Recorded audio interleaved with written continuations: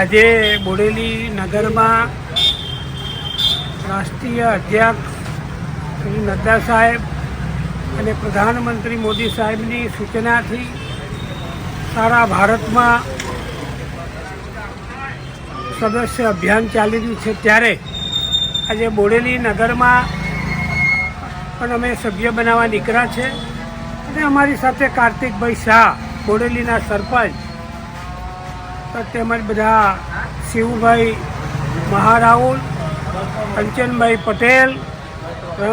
બધા સાથે મળીને તુષાર પટેલ બધા ભેગા થઈને